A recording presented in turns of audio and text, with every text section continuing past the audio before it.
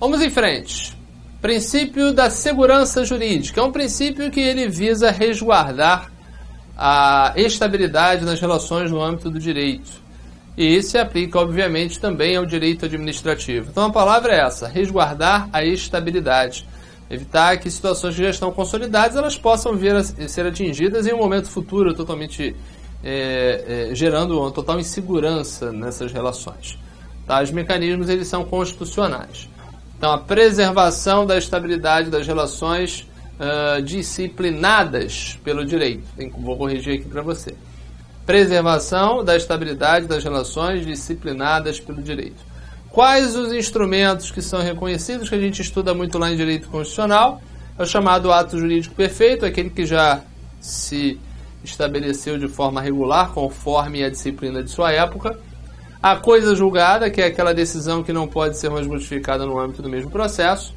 E o direito adquirido, aquele aspecto em que a pessoa preencheu todos os requisitos para obter um direito e agora isso não pode mais ser retirado dela. Tá? Então, são mecanismos destinados a preservar a estabilidade das relações jurídicas ligados à segurança jurídica, um aspecto interno para a preservação da própria estrutura jurídica. E a paralela à segurança jurídica, é o tal do princípio da proteção da legítima confiança do administrado. E aí já é um princípio mais atual, mais festejado, que vai orientar no sentido de que a administração pública ela tem que evitar condutas contraditórias, que geram um certo desconforto, uma desconfiança, um descrédito por parte do administrado. Então a administração ela tem que ser coerente nas condutas que adota, para gerar uma certa segurança. E foi a partir disso aqui que surgiu aquela ideia de que quem está classificado dentro do número de vagas previsto no edital teria o direito à nomeação. Porque você prevê o número de vagas, você traz uma expectativa, você traz uma noção ao administrado de que aquilo ali vai ser observado. E se não ocorre a nomeação daquelas vagas previstas, gera um desconforto, gera um descrédito, gera uma desconfiança.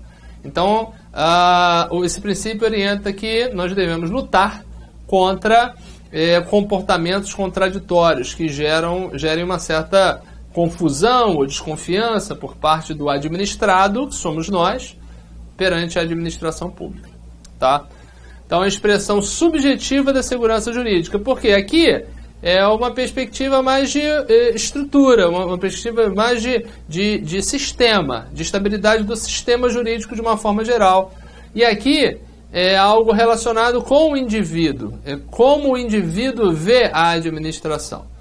Tá? Então, extrapola as estruturas estatais no que tange a proteção do seu sistema. Vai proteger o indivíduo que está lá olhando para a administração e se sentindo confuso, desacreditado. Então, a expressão subjetiva da segurança jurídica, a proteção do administrado, buscando coibir comportamentos contraditórios da administração pública, preservando direitos de terceiros de boa-fé diante do poder estatal, que é um poder bem considerável. Tudo bem? Esses aqui eles estão relacionados. Eu botei princípio da proteção da legítima confiança do administrado, você pode botar princípio da boa-fé também. Proteção da boa-fé. Em algum lugar tem aqui, tá? Proteção de terceiros de boa-fé. Beleza? Vamos em frente. Passando pelos princípios para a gente fazer os exercícios. Princípio da oficialidade. Olha só, muitos desses princípios aqui a gente aprofunda na legislação, nas aulas próprias e tal. Tem professor que nem gosta de dar uma aula só de princípios. Eu falo, vou falar dos princípios durante as aulas. Como eu tenho tempo suficiente, a gente fala dos princípios individualmente e vamos falar nas aulas próprias também, beleza? O princípio da oficialidade ele é muito interessante porque ele vai se contrapor a uma atuação dos demais poderes, em especial o judiciário. O judiciário ele é inerte, se ninguém provocar, ele não faz nada. Já a administração não, pelo contrário, ela tem tarefas a se desincumbir, ela tem responsabilidades, então ela tem que atuar proativamente, de forma espontânea. Ela não necessita de que alguém a provoque. Muito pelo contrário, ela tem a sua estrutura, tem os seus instrumentos, tem os seus meios, e ela tem os fins a atingir. E ela tem que buscar esses fins, independentemente de provocação. É aquela atuação de ofício, ou ex ofício, que é a mesma coisa. É uma atuação sem necessidade de provocação, uma atuação espontânea. Já a função jurisdicional, ela é inerte. Se ninguém provocar, ela não desenvolve nada. Por quê? Porque ela precisa ser imparcial para a tomada de decisão. Ela vai estar aplicando ali justiça ao caso concreto, então ele tem que ser imparcial em relação às partes. As partes trazem as informações, ele analisa de forma imparcial e aplica o direito. Já a função administrativa, a atuação do administrador é orientada pela oficialidade, atuação de ofício. Então orienta que a administração deve exercer suas funções independentemente de provocação. Seria uma atuação espontânea. É uma incidência muito no processo administrativo, e você estudando lá a Lei 9784/1999, você vai ver que eu vou fazer muita referência ao princípio da oficialidade. Seguindo, princípio da verdade material ou verdade real, ela também está linkada a essa ideia de processo administrativo. Porque o processo administrativo ele vai ter a possibilidade de deflagração de ofício pela administração e, além disso, ele vai ter o impulso oficial. Independentemente de quem instaurou, um processo administrativo ele vai chegar ao seu fim por uma atuação da própria administração, independentemente de quem tenha instaurado. Quando eu falo processo administrativo, é um instrumento destinado a um fim na administração pública. Um processo de licitação pública, um processo de concurso público, um processo para conceder uma permissão, um processo para conceder uma licença, um processo para aquisição de bens e serviços, enfim, tem processo para tudo. O que funciona, o que tem na administração é processo. E ele pode ser instaurado mediante provocação ou de ofício pela própria administração. Mas independentemente da maneira de instauração, o princípio da verdade material ele deve ser buscado, ou seja, solução do processo o mais próximo da realidade possível. A verdade real é difícil de se obter, mas a administração ela também é comprometida com isso. Comprometida em trazer para o processo todos os elementos que conduzam uma solução o mais próximo da realidade. Ela não vai ficar ali refém ou passiva diante daquilo que o eventual interessado fala. Ela tem que ser proativa, ela tem que instruir o processo com os elementos que levem a uma solução mais próxima da realidade. Isso vai propiciar que se atinja a chamada verdade material. Então, a autoridade que vai decidir sobre alguma coisa, ela também é um agente relevante na busca de informações para melhor decidir aquilo ali. Porque o que ela pretende é chegar naquilo que se denomina verdade material ou verdade real. Então, a administração deve adotar medidas de ofício para decidir o mais próximo da verdade real. Em função da oficialidade, o administrador não deve se contentar com a verdade formal. O que é verdade formal? É aquilo que está nos autos naquele momento. E por mais que ele entenda que outros elementos deveriam ser produzidos, uma testemunha, um documento, uma perícia, ele em tese teria que ficar inerte para que os interessados realizassem essas provas, produzissem essas provas.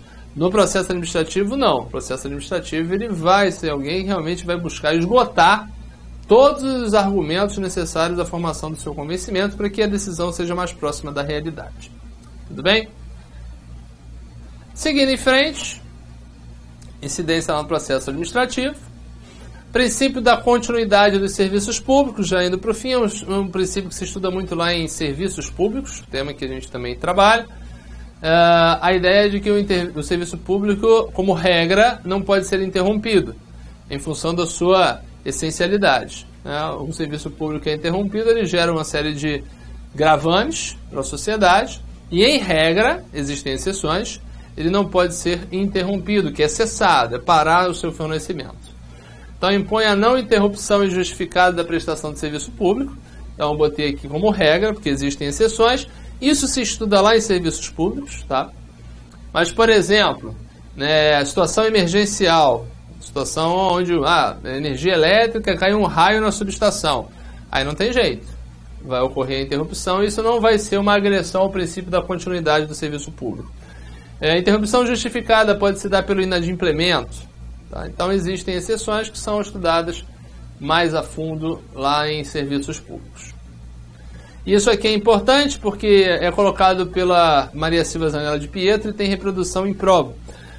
A substituição de servidores Quando você tem lá um cargo em comissão, uma função de confiança, exercendo papéis de direção, chefia e assessoramento, é previsto que existam substitutos para que, na falta do titular, aquelas tarefas não deixem de ser realizadas.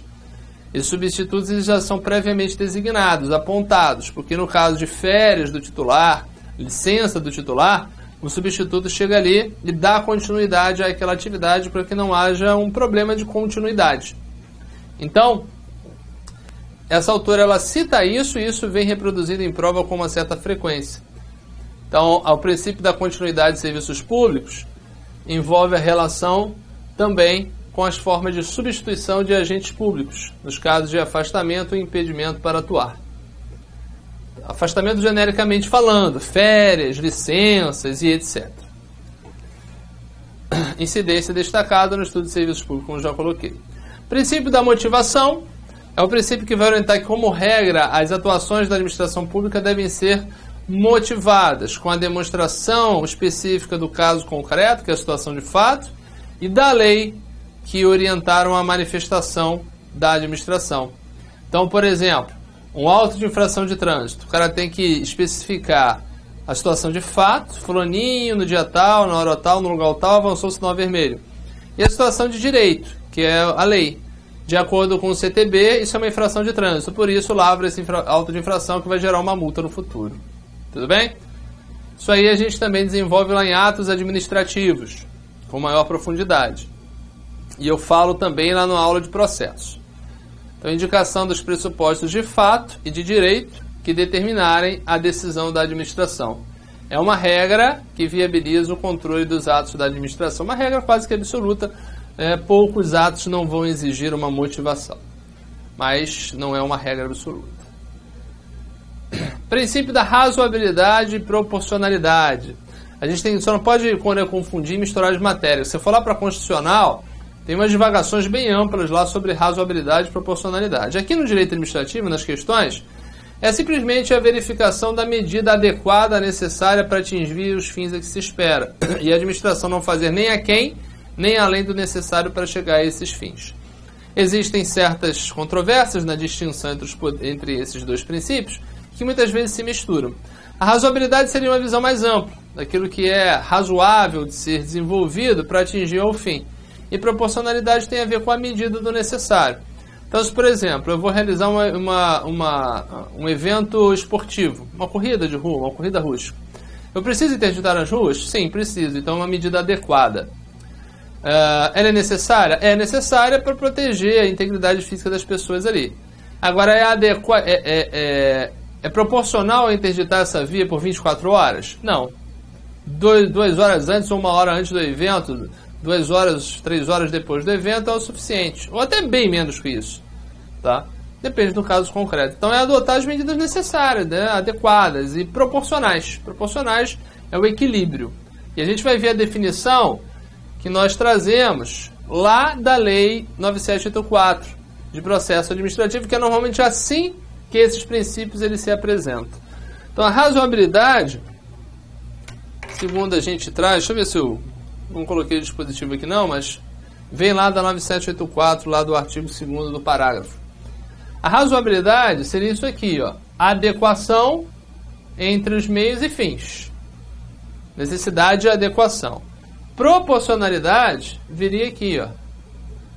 Vedada a imposição de obrigações, restrições e sanções em medida superior àquelas estritamente necessárias ao atendimento do interesse público. Tá? Então não pode se exceder nem a lei nem a quem. Então não pode se exceder e nem ser omisso em não se fazer nada. Tudo bem? Então, para o direito administrativo, essa é uma boa definição legal para os princípios da razoabilidade e da proporcionalidade. Indo além, ou ficando aquém, a atuação do administrador se mostra uma atuação ilícita, de uma forma ou de outra, a demandar um controle por parte dos órgãos respectivos. Ok? Então, olha só. Para a gente fechar aqui os princípios e realizar os nossos exercícios finais. Princípio, ele vai servir como uma norma, a gente viu. E uma norma vai ser um instrumento para o controle da atuação da administração pública. Então, todos aqueles que estão adequados a realizar um controle da administração pública, seja o judiciário, seja o controle externo do Poder Legislativo, seja o controle interno da própria administração, eles podem ser utilizados os princípios como um mecanismo para verificação da regularidade dos atos da administração. E caso fique constatado que um princípio foi agredido, por mais aberto que ele seja, a gente tem que ter um cuidado na extensão da sua aplicação. Reconhecida a sua violação, nós estaremos diante de um ato antijurídico, uma medida ilícita, que viola o ordenamento, a demandar uma regularização, ou através de uma anulação do ato, ou através de uma convalidação, retirando aquela ilicitude. E muitas vezes, o princípio vai demonstrar alguma coisa que é inconveniente e vai demandar uma revogação, tá? Enfim, aqui é muito mais trabalhado no contexto da ilicitude. Aqui que eu falo dos princípios em geral, né? Apontei para cá, mas são os princípios em geral. Violou um princípio, é ilícito. Se é ilícito, demanda um mecanismo de controle relacionado com a anulação ou com a convalidação. Perfeito? Então eu trouxe esses 13 princípios implícitos. Existem muito, né, uma quantidade bem mais volumosa na doutrina como um todo, mas são esses aqueles que normalmente são cobrados em questões de concurso, considerando o nosso objetivo aqui. Ok? Vamos fazer uns exercíciozinhos para poder fechar esse tema. Vamos lá. Se quiser fazer aquela paradinha, realiza os exercícios, depois volta aqui para a nossa correção. A propósito dos princípios que informam a atuação da administração pública, tem-se que o princípio Vamos lá, né? O princípio, a eficiência, da eficiência e o princípio da legalidade podem ser excludentes, razão pela qual cabe ao administrador a opção de escolha dentre eles de acordo com um caso concreto. Olha, eles não, em regra não podem ser excludentes, só se existir um conflito, tá? Eficiência e legalidade em tese vão estar sempre juntas. Letra B. Tutela permite que a administração pública exerça, em algum grau e medida, controle sobre as autarquias que instituir para a garantia da observância de suas finalidades institucionais. Aparentemente é esse aqui, né? É o princípio da tutela que nós falamos. Você pode ter ficado dúvida, voltando aqui à questão A, né? Razão pela qual cabe ao administrador a opção de escolha dentre eles, de acordo com o caso concreto, só se existir conflito. O que, em tese, não existirá entre legalidade e eficiência. Normalmente elas estão juntas, sempre buscando o mesmo objetivo. Dificilmente eles vão entrar em conflito. Então ele tentou te enrolar aqui, né, de acordo com o caso concreto. Só é possível essa análise de acordo com o caso concreto se houver um conflito. Aqui ele está falando que eles podem ser excludentes, né? Em regra não há essa possibilidade. Letra C. A autotutela permite o controle dos atos praticados pelos entes que integram a administração indireta, inclusive consórcios públicos. Tem nada a ver, né? A autotutela é um controle interno que vai existir na administração direta e na indireta dentro das entidades que ali se integram, tá? Então não tem nada a ver com isso. A tutela que seria isso aqui, né? D. Supremacia do interesse público e o princípio da legalidade pode ser excludente. Mais uma vez, tá? Devendo eventual conflito prevalecer o primeiro, por sobrepor-se a todos os demais. Aqui está botando uma supremacia prévia, que não é o caso. Letra E. Publicidade está implícito na atuação da administração, uma vez que não consta na Constituição Federal. Publicidade está lá, no artigo 37.5. Então, realmente, ficou o gabarito aqui na letra B. Aquele modelinho lá, certo ou errado, CESP-NB. Acerca dos princípios da administração pública e da administração direta e indireta, julgue os itens subsequentes. Item 1. O princípio da razoabilidade impõe à administração pública a adequação entre meios e fins, não permitindo a imposição de obrigações, restrições e sanções em medida superior àquelas estritamente necessárias ao atendimento do interesse público. Aqui está certo, né? Ele copiou e colou lá a nossa 9784. Normalmente, essa expressão aqui da 9784, ela vai ser trabalhada em conjunto tanto para razoabilidade quanto para proporcionalidade. Aquela distinção que eu fiz lá é só para você ter uma noção quando existe uma distinção. Mas nas questões de direito administrativo, eles mesmo pegam aquela expressão e se utilizam para os dois em conjunto. Tá? Não fazem aquela distinção que eu fiz para que você pudesse observar. Então aqui é considerado correto. 2. A inserção de nome, símbolo ou imagem de autoridades ou servidores públicos em publicidade de atos, programas, obras, serviços ou campanhas de órgãos públicos fere o princípio da impessoalidade na administração pública. Perfeita, né? Os dois estão corretos. Mais uma vez, aquele 37, parágrafo 1º sendo utilizado. Então, isso aqui, a inserção de nome, símbolo, imagem, autoridade, servidor nas publicidades, atos de programas e tal, fere o princípio da impessoalidade na administração pública. Perfeito. Dentro daquela utilização que eu apontei para você, né? Aquela utilização de o 37, parágrafo 1º, ele está sempre relacionado com a impessoalidade. Beleza? Vamos aqui à nossa última questão, sobre os princípios básicos da administração pública. Considere, nós vamos ter os 4 e depois a gente vai analisar lá o gabarito. A gente pode até ir fazendo aos pouquinhos, né? O princípio da publicidade é absoluto, no sentido de que todo ato administrativo, sem exceção, deve ser publicado. A gente já viu que está errado, né? Então, se está errado, já morre aqui e já morre aqui. Publicidade não é absoluta. Só, né, o 3 em princípio está certo. Vai ter que analisar o 2 e o 4. Vamos fazer logo tudo e depois a gente vai para lá, né? Só para você olhar como às vezes a gente utiliza essas estratégias aí para acertar o gabarito.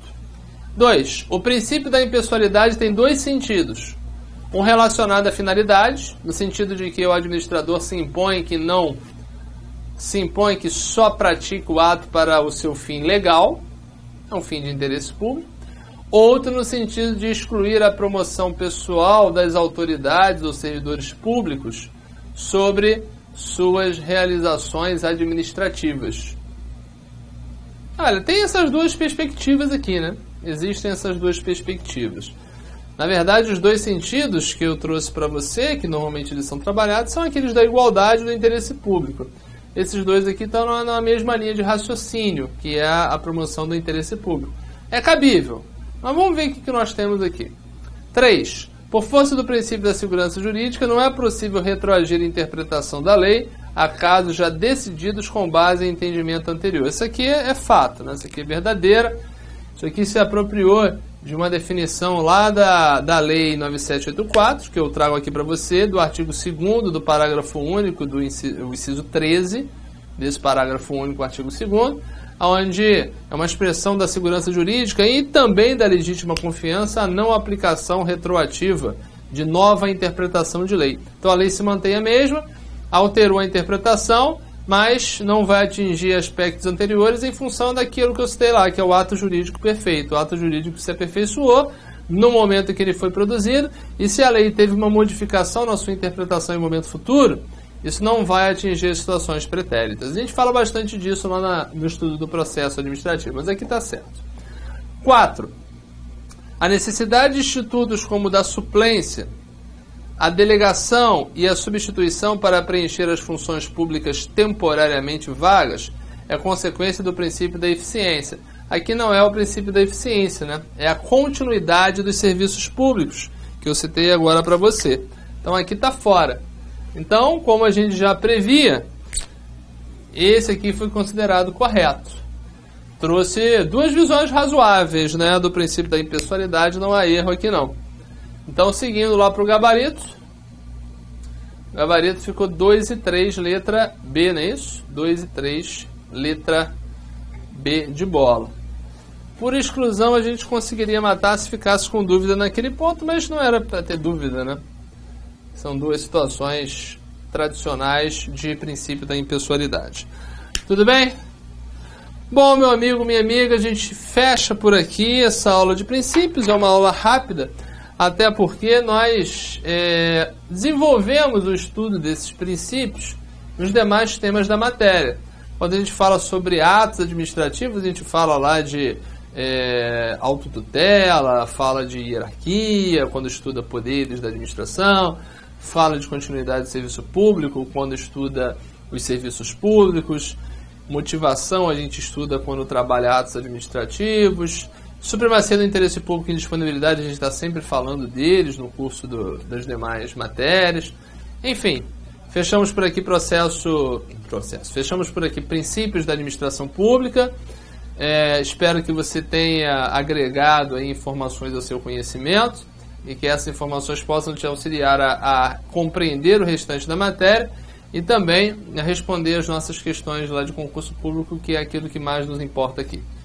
Beleza? Continue aí na sua luta. Eu espero que o mais breve possível a gente tenha notícia do sucesso da sua empreitada e que você perceba que valeu muito a pena essa dedicação, porque agora você está em uma nova vida com novas perspectivas. E você vai chegar lá, não é isso? Um abraço, até uma outra oportunidade.